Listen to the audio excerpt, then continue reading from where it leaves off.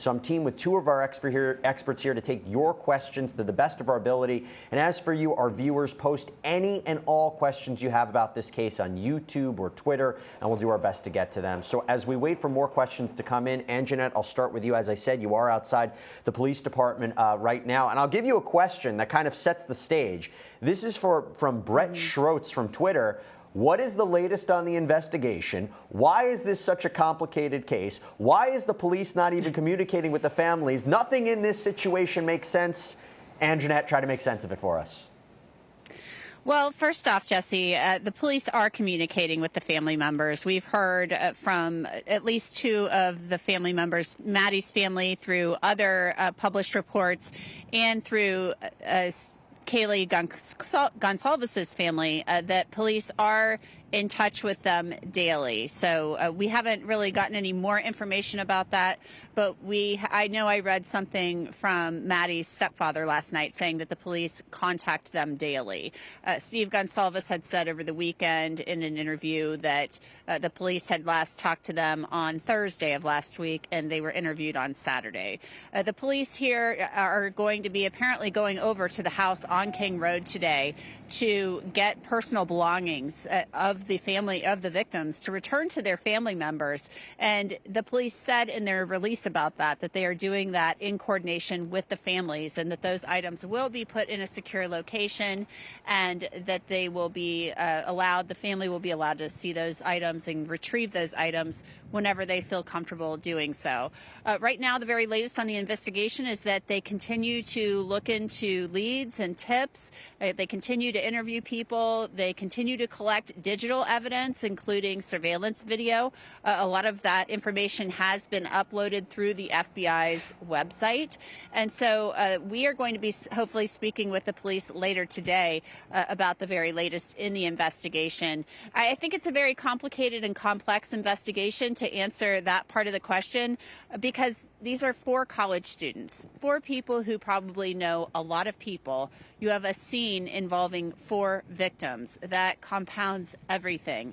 And from what we understand, this was a very messy scene. So there is a lot of evidence to be examined in this case. And I think what will be particularly interesting is the digital evidence in this case, the social media accounts of these 4 victims. Who were they talking to? Who was engaging them online?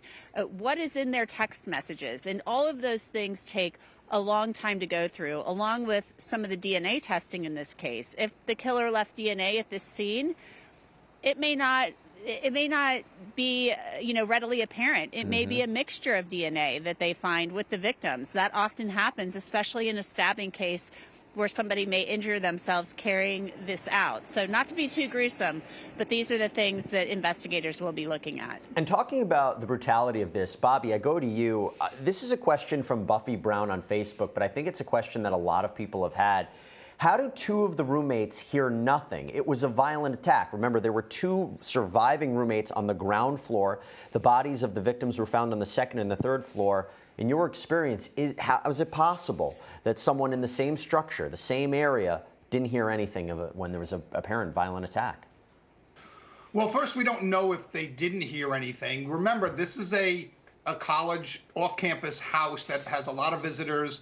You have roommates that come and go at all hours of the night. It's a Saturday night into a Sunday morning, which is a party night on most college campuses. So if you come home and you're one of those roommates that survived, and you're downstairs and you've had a few drinks and you're gonna basically pass out on your bed, you might hear somebody stumbling around upstairs, and it could be a normal occurrence. You could hear your roommates coming in at 2, 3, 4 in the morning. That might be not something that doesn't raise your concerns, because it might be maybe not a regular occurrence, but a semi-regular occurrence. Furniture being moved, somebody bumping into a front piece of furniture. That might happen in a college house late on a Saturday night into a Sunday morning when everybody's been out drinking and partying at bars and things like that. So they might have heard something and dismissed it. So that it might have, both in their state, they could have been, partially drinking or whatever the Saturday night, and knowing that their roommates had been drinking, and you hear somebody stumbling around upstairs, may not raise your concerns. I think that's a really good point, talking about the location and where we're dealing with this, but also, Bobby stressed that there's a lack of information. So I'm going to go to you, Anjanette. Abby Langley from YouTube says, is there supposed to be an official press update anytime soon from law enforcement? Well, they have been updating everyone every day on the Moscow Police Department Facebook page. They've been posting daily updates. They haven't had an actual press conference since November 23rd, but they have been doing interviews periodically, but obviously updating and releasing information on the Facebook page daily. There's also some type of email alert that you can sign up for to get those updates as well.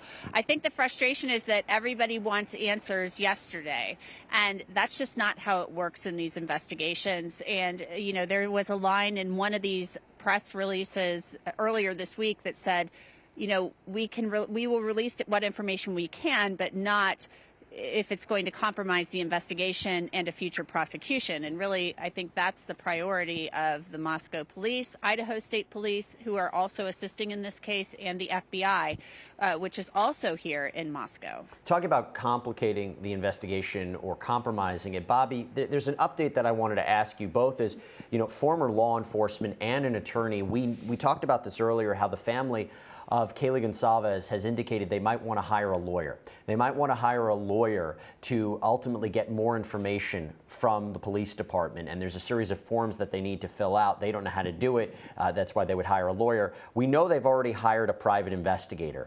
Hiring a lawyer, is that going to complicate the investigation? Would it compromise it in any way? What would this lawyer exactly do? Can you walk us through it?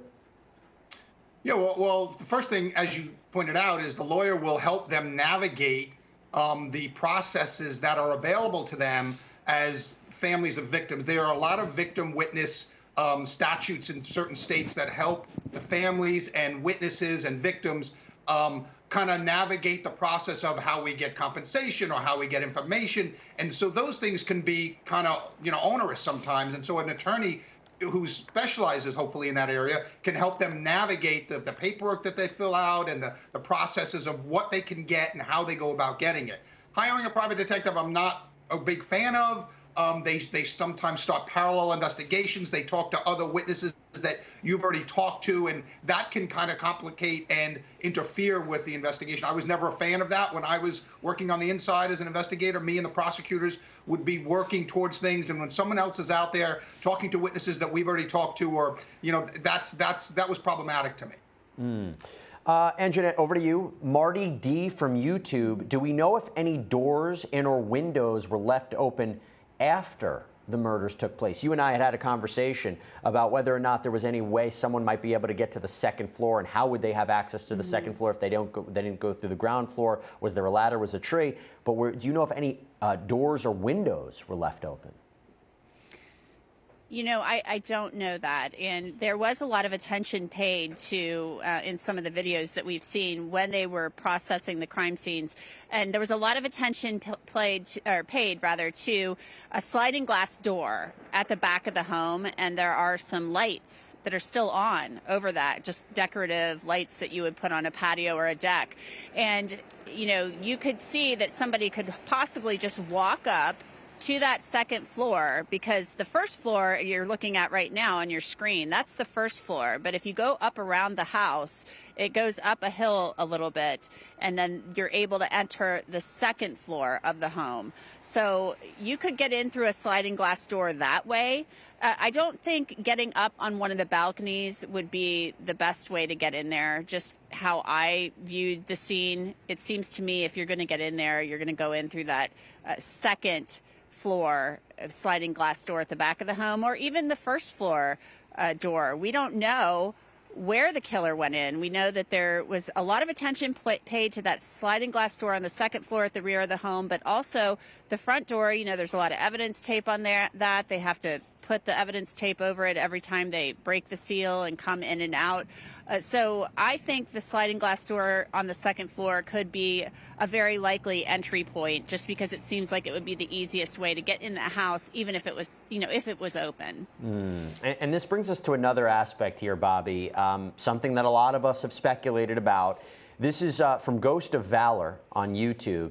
Now, I know the first answer to this is you don't know, because we all don't know. How many viable suspects are there? I want to focus on the second part of this question from Ghost of Valor. I'd suspect male or more than one person.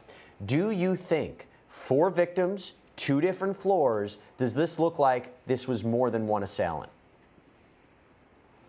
Well, the first part is male. I do agree that it's probably a male, because it probably required some level of physicality that, required a lot of strength and violence of action.